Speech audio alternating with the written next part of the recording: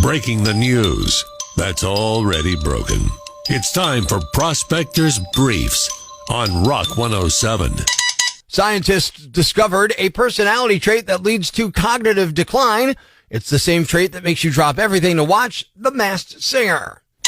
Bill Gates said in a recent interview he doesn't regret marrying his ex-wife Melinda, so put regretting marrying Melinda up there with finding a competent barber on the list of things Bill Gates doesn't do. Dolly Parton changed her mind and will accept her Rock and Roll Hall of Fame nomination. Is there anything else Dolly wants to get off her chest? Prospector ruins everything, even the news. Tune in tomorrow for Prospector's Briefs on Rock 107. Look alike. Now we're acting alike? Good morning, I'm Rock 107's Prospector. A new study shows that your dog's personality has very little to do with its genetics and more to do with how you've trained and treated it. So if your dog's a jerk, there's a good chance it's your fault. Let's call the American Kennel Club about the new human-dog combo breeds. Thanks for calling the American Kennel Club. We are introducing human-dog combo breeds. For instance, a lazy person mixed with a poodle is a lazy poo. A person with attention deficit disorder would have an ADHD-OG. Someone with multiple personalities combined with a poodle would be a schizodoodle. And a chihuahua mixed with someone who's very needy would be a chineedy. Check back as we add more human-dog combo breeds. Thanks for calling the AKC.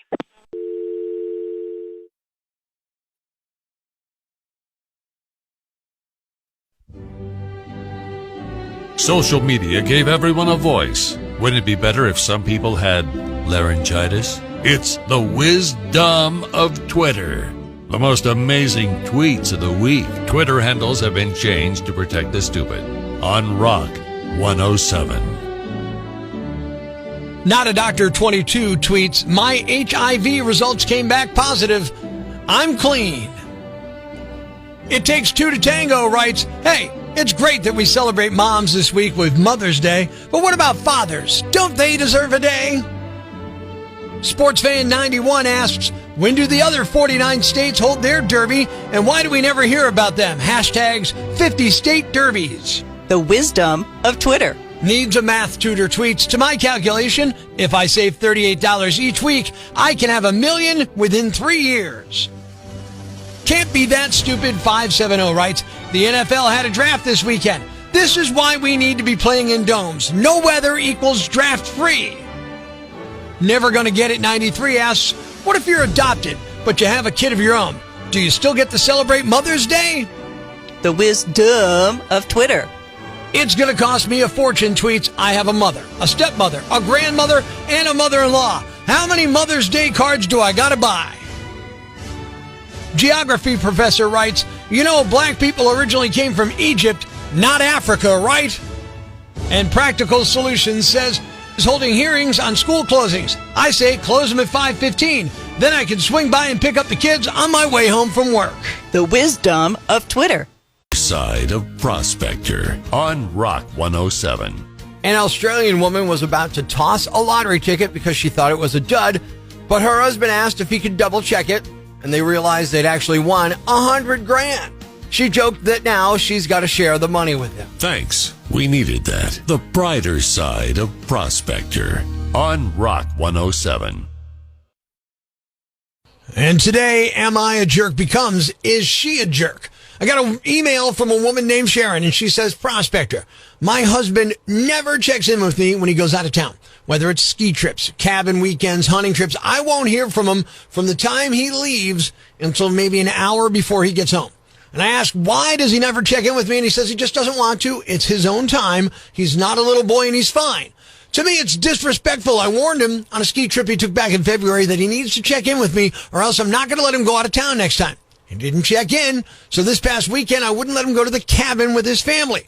I'm not going to sit and worry and wonder why I don't hear from him. His family was opening their cabin for the summer this past weekend. So I took his car keys and hid them so he wouldn't be able to go. He was fuming at me. And some people are telling me I'm nuts, I'm crazy. So now I'm wondering, am I a jerk for doing that? So it's up to you. Is she a jerk? That's what I want to know. Randy from Hanover on the Rock Lines. What do you think? Yeah, I think she's a little bit of a jerk, but I'm going. She's not a jerk. I think I'd lock the doors. He won't come back in. That's for sure. So, in other words, let him go, but don't let him back.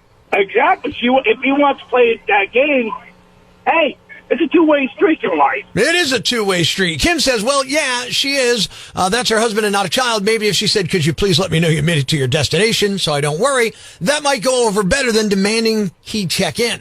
Jim says, yes, she is. If a guy did the same stuff, everyone would be calling him controlling and abusive.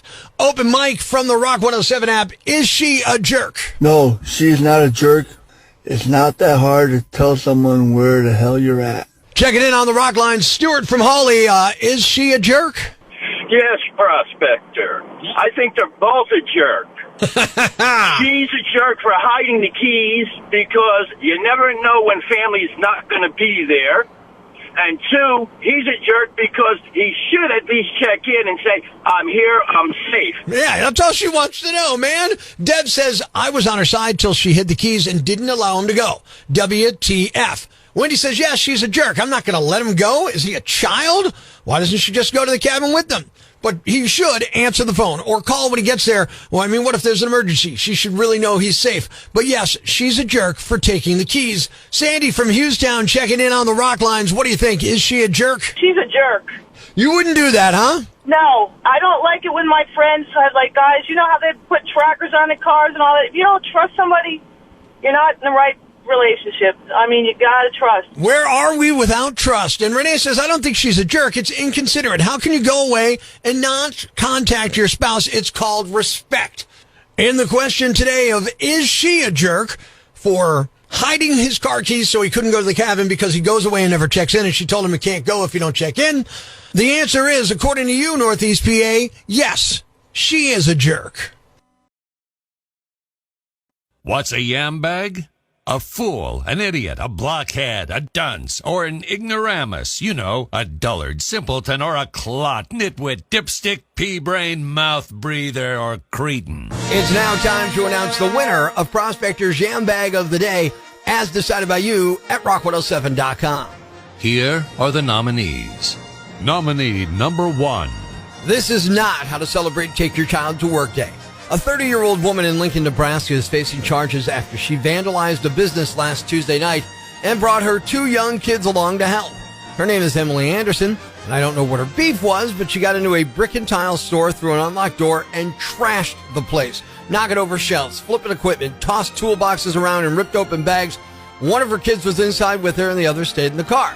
Maybe they were the lookout. I don't know. At one point, she found some spray paint and wrote her own last name on the outside of the building, along with the word mine. That made it pretty easy for police to figure out who did it, but she wasn't done yet. She drove to another building on the same property, went inside with her kid again, and had them help. They threw chairs, rocks, trash, and other stuff. When cops got there, they found both kids outside and Emily in the doorway with no shoes on. She's facing charges for criminal mischief, child abuse, and theft because she also broke into someone's nearby car. Nominee number 2. Everyone likes a good, fun twin hijinks story. Unfortunately, it seems like good twin, evil twin stories are much more common. A 64-year-old man in Florida named Wayne Bowen was sentenced to 2 years yesterday after he was caught using his twin brother's identity to steal $72,000 in military benefits over the past 8 years. Wayne was finally caught earlier this year and initially claimed that both he and his brother served in the Army together, but later admitted that only his brother served, and it was an evil plot. In order to snake the benefit, he used his brother's information to get a Florida ID under his name and then used that with his military discharge papers to apply for federally subsidized housing benefits.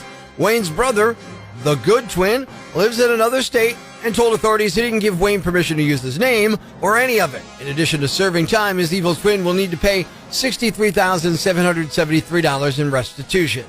And the winner is... the woman who brought her kids along to help vandalize a couple of businesses.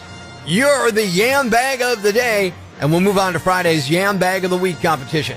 Keep it here for all nominees for Prospector's Yam Bag of the Day, weekday mornings on Rock 107.